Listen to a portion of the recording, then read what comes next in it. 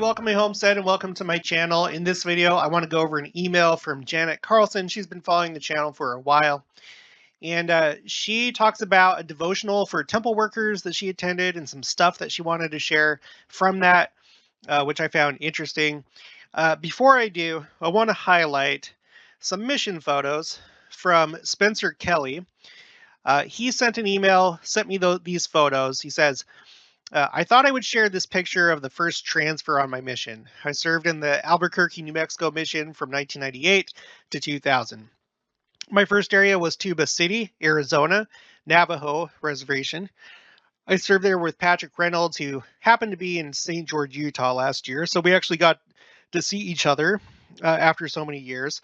The Albuquerque, New Mexico mission has changed, and now the areas in Arizona are in an Arizona mission, and the Farmington, New Mexico area is its own mission.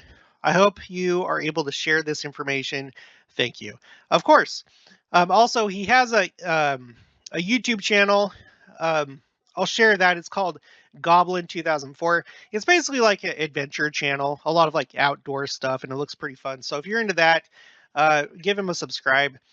He also says, P.S. I included a picture of the two families, the two of our families at the St. George Temple Visitor Center. All right. So thank you, Spencer Kelly, for sending the photos. I know that you've been watching for a little bit now, too. So I really appreciate it.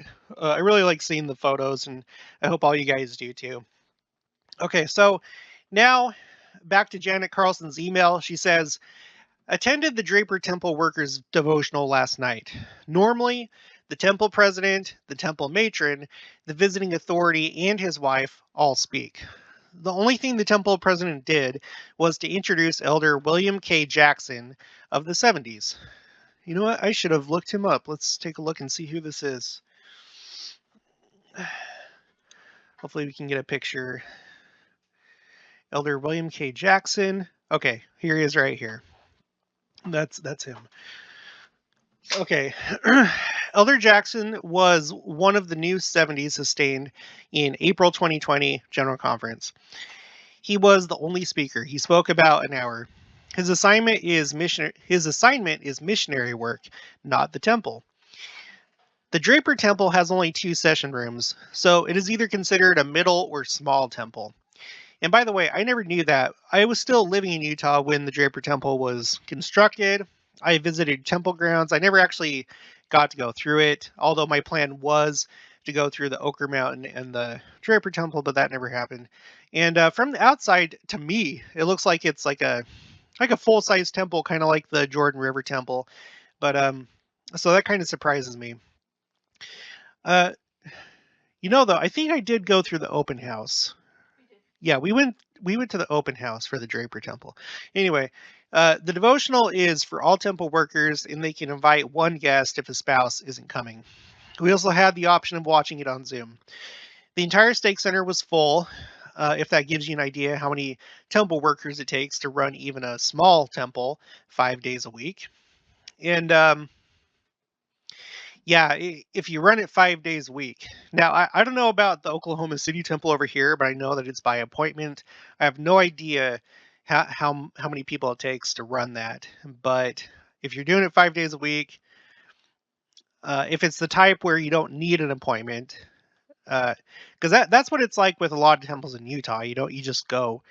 But that's interesting. Okay, so I asked him if I could share parts of his talk, and he said okay, as long as I had not recorded it, which I didn't. In fact, I didn't take notes as I was in the choir. But here are some of the highlights. 1. Temples. He, like everyone else, waits for the last 5 to 10 minutes to hear about new temples. Now that's something I didn't know. I thought, well, I didn't really picture who knew about it. But I guess it surprises me a little bit that the 70s don't know about it. But I don't know. He anticipates there will be more coming.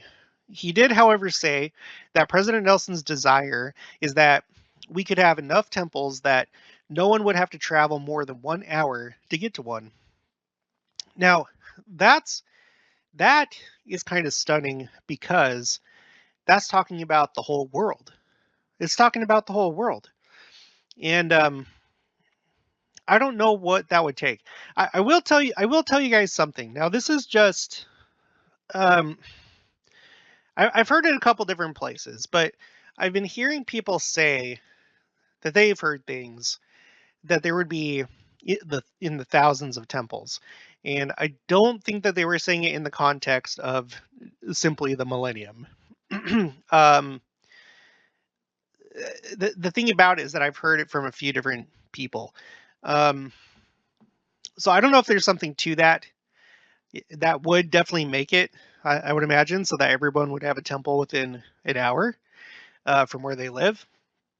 This last conference, the Wichita, Kansas temple was announced. So for me, it's going to be within an hour. So I don't know how many temples that would take with the distribution of members throughout the world, but that is a great goal. That's exciting because distance is a problem. It's a problem. You know, me coming from Utah, I went to like all the temples around there, with the exception of the Draper and Ochre Mountain. But I've been to Salt Lake, Bountiful, Ogden, Timpanogos, Provo. Now this was like a while ago. This was before the second Provo temple. Um, anyway, suffice to say, I've been to a bunch of temples, and it was easy to do. And so when I moved out of Utah, in Arizona, it was still, still pretty easy because I was in the Phoenix metro area. And at that time, there was the Mesa Temple. The Phoenix Temple was under construction, and then it was finally both the Phoenix and the Gilbert Temple were both kind of finished around the same time. I think the Phoenix opened first, and then anyway, then the first place that I lived where the temple was pretty far was Fort Hood, where we had to travel like I think it was like 2.5 hours to San Antonio, which was our closest temple. And I didn't go that whole time because it was hard to find a babysitter. But anyway, I'm just rambling at this point. But yes, it's very, very important to have temples nearby. And it would be a big blessing if everybody could have one within an hour. It makes things a lot more doable. So, okay, let's see. He did, however, say that President Nelson's desire is that we could have enough temples that no one would have to travel more than an hour to get to one. I spoke personally with him after, and he told me that the number of temples in Utah, that even with the number of the temples in Utah, there's still a need for more. And yeah, it seems like Utah just keeps getting more and more and more temples, and that's a good thing. Okay, number 2, keep recommends up to date. While he was in Area 70, he served in several areas at different times. At one time, he was over Pakistan. The church there has about 5,000 members, which I find interesting. I don't know how many of those are like embassy people. I don't know. But anyway, the church there has about 5,000 members with about 500 recommend holders there. Their assigned temple is currently in the Philippines. That is quite the trip. It takes years to save up enough money to travel there, so it is once in a lifetime event. A group of 350 members made the trip. As the Area 70, he was also their stake president. He talked about even after the trip knowing they would probably never go again. 99.9% of them still keep their recommend current. Well, yeah, because you never know. So there's a few things to that. You never know what could change in life to where, oh, now you can go, or maybe a temple's been announced near you, or I've wondered if having a temple recommend, like actually having an actual temple recommend, may be necessary if you are to attend Adamandayaman or one of the sessions of Adamandayaman. So you never know if there's any time outside the temple that you might need a temple recommend. Uh, when they did the broadcast of the dedications of the Nauvoo and Palmyra Temple. You needed a temple recommend, and you could go to your stake center where they would broadcast it to your stake center. But they basically turned the stake center as a place where you had to have a temple recommend to participate. So there's any number of things that could potentially come up where you need a temple recommend. So yeah, I think that it's good to always have a temple recommend. And always have that on your mind, have it be a priority, and be living worthy to have one. Number 3, becoming perfect. He said the Greek word for being perfect means to be made whole. He said being perfect is a 5-step process. First, to be baptized. Second, to receive the Holy Ghost. Third, for men to be ordained to both priesthoods. Fourth, to be endowed. Fifth, to be sealed as both husband and wife and children. I would add lastly, to remain faithful.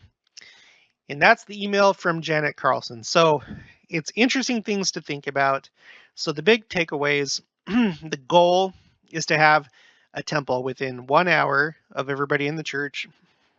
Make sure that you have your temple recommends up to date. Now, it's interesting that, we have a 70 that's telling that in this devotional. Of course, I mean, that's advice that you would get anyway, but it's interesting that that was a big portion of his talk. And then, number 3, becoming perfect. This is the covenant path. He's talking about the covenant path: baptism, endowment, priesthood, being sealed. It's the covenant path. It's the covenant path. So, really good stuff. So thank you, Janet Carlson. Now, if you'll all notice, I have like 190 emails that I'm trying to get through, so please be patient with me. If you think that I'm ignoring you, that's not the case. There are some emails, some things that I can't necessarily do videos about, or it's maybe harder material for me to do.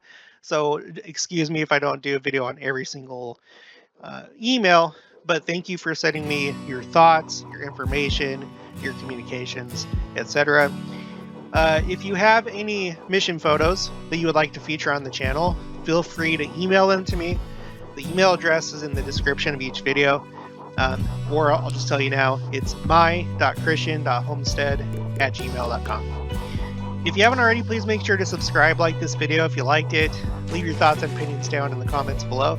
Also, make sure to share it, and I'll talk to you guys later.